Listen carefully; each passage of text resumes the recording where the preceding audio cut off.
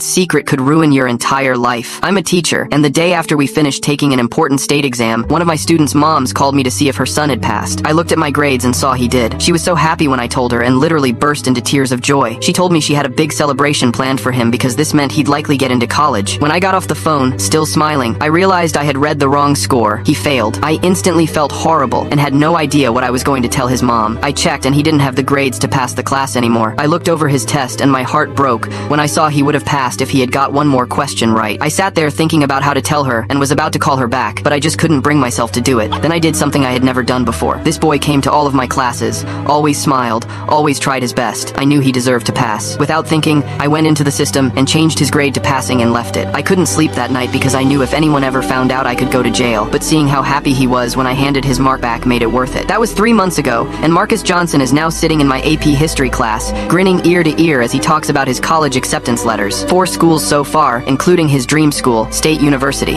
His mom sends me thank you texts almost weekly. The celebration she threw for him that weekend was legendary. Half the neighborhood showed up, his grandmother flew in from Atlanta, and I've never seen a kid look so proud. But I can't stop thinking about what I did. Every morning when I walk into Jefferson High, I feel like everyone can see right through me. Like there's a neon sign above my head flashing grade changer in bright red letters. Principal Williams nods at me in the hallway, same as always, but I swear his smile looks different, more scrutinizing. Mrs. Peterson from the English department asks how my classes are going, and I wonder if she's fishing for information. Even the janitor, Carl, seems to look at me sideways when he's emptying my classroom trash. The worst part isn't the paranoia though. It's that I can't decide if what I did was right or wrong. Marcus really did deserve to pass. In 15 years of teaching, I've had plenty of students who coasted by, did the bare minimum, cheated when they thought they could get away with it. Marcus wasn't one of them. He showed up every day, participated in discussions even when other kids rolled their eyes, stayed after class to ask questions about the Industrial Revolution and the Great Depression like these topics actually mattered to him. His essays weren't the most polished, but they had heart, real thought behind them. He's also been through hell this year. His dad walked out in October, just disappeared one day while Marcus was at school. Left a note on the kitchen counter saying he needed space to figure things out. Haven't seen or heard from him since. Marcus's mom, Sandra, works 2 jobs, cleaning office buildings at night and doing administrative work at a dental practice during the day. She barely sleeps. I've seen her at parent conferences with coffee stains on her scrubs and exhaustion written across her face,